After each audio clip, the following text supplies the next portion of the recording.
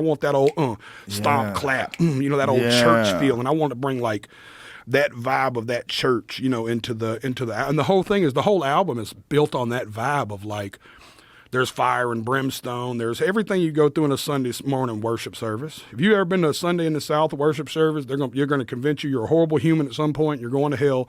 And then at the end, they'll hit a major key instead of a minor one finally and go, but there's hope. You know what I'm saying? So I was like, how do I write that, Man, I've always been a fan of those preachers. I love the way they captivate an audience. Yeah. And even if they're crazy, even if they're talking nonsense, there's something exciting about watching some dude preach the word and just yell it out and on fire. Fire. So I'm going to send you a link to the album, but I got a preacher throughout the whole album doing that, Joe. Ooh. That tied the record together.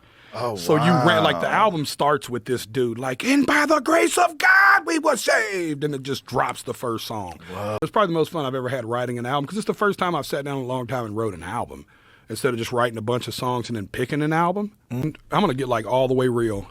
I didn't understand I had commercial success for the first time in my life, and I didn't know how to deal with that.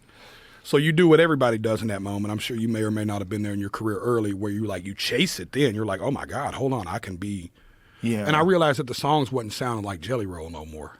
And I was like, no, I'm doing the thing that people do where they fuck their career up. I was like, I'm not doing that, man.